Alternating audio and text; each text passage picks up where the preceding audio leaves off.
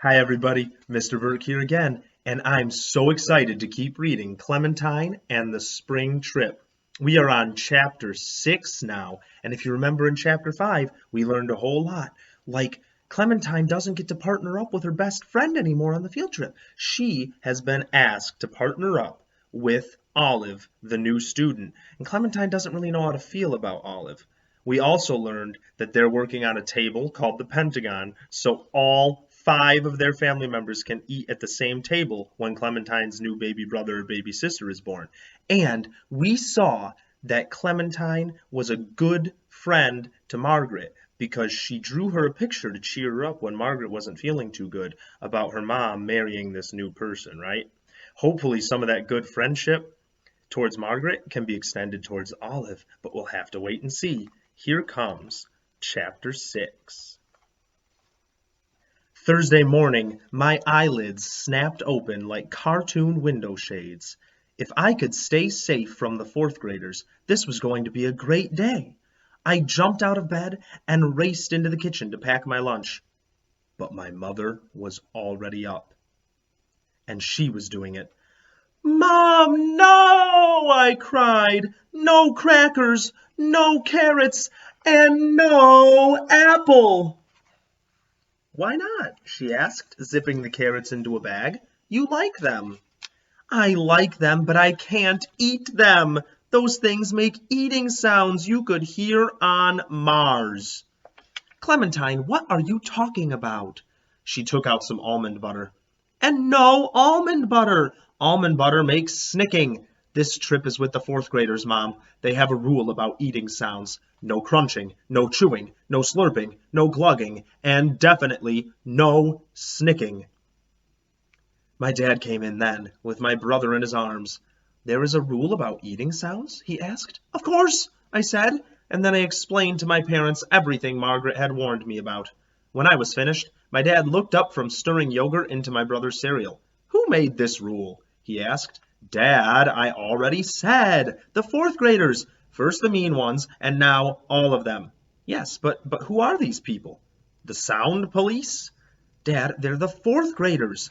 They're the bosses of the whole school because they're the oldest. Except for the fifth and sixth graders, but they don't count because they're locked up on the second floor." "But who are they, Clementine?" my dad asked again. My brother stared at him as if even he knew that that was a dumb question. My father has trouble paying attention. I used to have trouble paying attention too. Okay, fine, I still have trouble paying attention. I went over to my dad, looked right into his eyes, and smiled. "Dad," I said in a really kind voice, the voice I wish people would use on me when I'm having trouble paying attention. "The fourth graders are Margaret and the other fourth graders." "But aren't they just kids? Kids who used to be third graders like you?" "I think that's what your father's asking," my mother said. "And who will be the fourth graders next year?" "The third graders will be. We will. Me." And then I stopped. "Oh," I said. "Exactly," my mom said. "And would you make a rule like that?" "Of course not," I said. "We'll probably make a new rule, one that says you have to be as loud as you can when you're eating."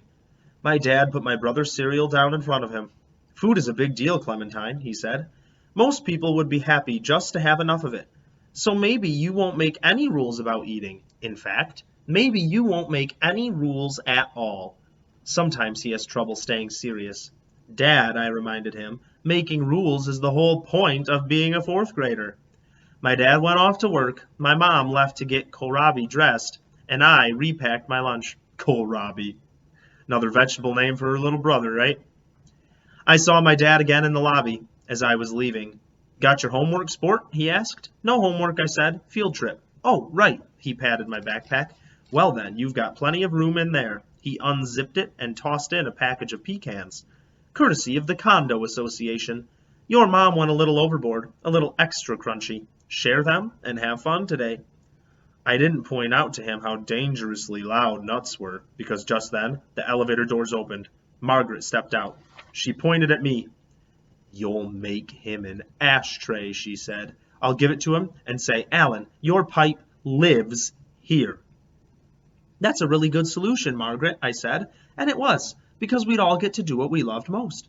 I'd get to do an art project, Margaret would get to make a rule, and Alan would get to smoke his pipe. Then I pointed at the drawing I'd done of her with the shiny duck statues. Margaret looked. Oh, she said. Oh, oh, oh! With each O, she seemed to sprout her own sparkle rays. She stood there owing and sprouting sparkle rays so long I worried we were going to miss the bus.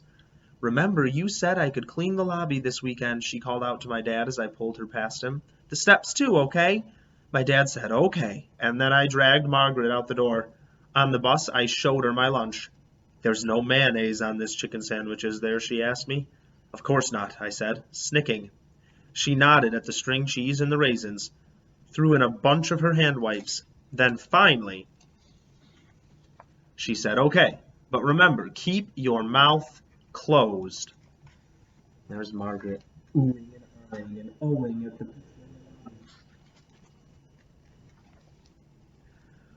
I shut my lunchbox. Margaret, what are you going to do next year when you're in 5th grade? Margaret slumped over, as though her head was suddenly too heavy for her neck. I wish I could stay in 4th grade forever, she admitted. You wouldn't believe the stories Mitchell tells me about that 2nd floor. He says it's a miracle any of the 5th graders survive. Well, what I meant was, what are you going to do about not making the rules anymore? Margaret's head fell down even farther. I don't know, she mumbled into her lap. My life will be over. When we got to school, we went inside to our classrooms as usual, but all we did was take attendance and listen for the 300th time about how to behave on a field trip so we wouldn't make our school embarrassed. I asked my teacher, yet, and he answered, not yet, and then we lined up to go right back outside. Pretty soon the whole school was there. Our teachers read off partners and assigned us to groups for the buses. Kyla elbowed me. She pointed to one of the buses waiting in line. What? I asked. Those are the buses. What? And then I understood. Oh no. Oh no, I said. Kyla, is it? Kyla nodded. The word passed around until everyone was staring at bus 7. You could practically see the smell rays pulsing out of it. Do you remember the cloud from bus 7? Those stenchy smell rays. Who do you think's going to end up on that bus? Cheer up, I told our group. Maybe it's here for the big kids. The 5th and 6th graders climbed onto bus 5 and bus 1 and took off for the Museum of Science. Bus 7 sat lurking at the back of the parking lot like a stink bomb waiting to explode. Cheer up, I said. Maybe it's here for the little kids. A few minutes later, the 1st and 2nd graders got shoveled onto bus 11 and bus 4 and left for the aquarium. Cheer up, I said to my group. It's probably here for the other group. Except by now, even I knew what was going to happen. And sure enough, the other group of 3rd and 4th graders practically danced onto bus 3. They were so happy to be avoiding the cloud. And bus 7 pulled up in front of us. If you have ever watched prisoners walking the plank on a pirate show, you will know how we climbed onto that bus. Look at them go. I can practically hear the dramatic music play. Boom, boom, boom, as they walk onto that bus. The strongest kids wrestled their way into the front seats, farthest away from the cloud. Olive and I got stuck with the second to last row, where the cloud was really bad. Willie and Lily were in front of us. Maria and Rashid were across the aisle, and Margaret and Amanda Lee took the back row. Right away, everyone started gagging and groaning. I didn't know which was worse, the smell or the noise of the kids complaining about the smell. I pressed my nose against the glass and clapped my hands over my ears. The door cranked open, and Mrs. Rice climbed onto the bus. She began making her way down the aisle, staring each kid in the eyes until he or she went silent. Even though I am not going to be a principal when I grow up, I'm going to go to principal's school so I can learn some of the great tricks they teach there. When Principal Rice came to our row, I zipped my lips and plugged my fingers into my ears to show her we were on the same team about the noise. Then I pinched my nose and pretended to faint, to let her know it still smelled gross, though. Mrs. Rice nodded at Olive and me for being quiet, and then turned her stare onto Maria and Rashid. And that is when I saw something I had never seen in my entire life. Mrs. Rice was not wearing her principal's shoes. Instead, her feet were strapped into some navy blue puffy things. I climbed over the back of Olive's seat and hung down to get a better look. I think the things on her feet were supposed to be sandals, but what they looked like was car seats.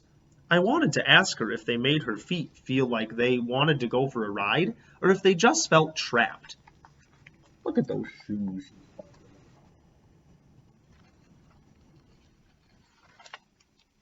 Sometimes my own feet felt like squirrels. That's how much they wanted to skitter along sidewalks or up trees. But just in time, I remembered I had zipped my lips to promise her quiet. This is called being rememberful.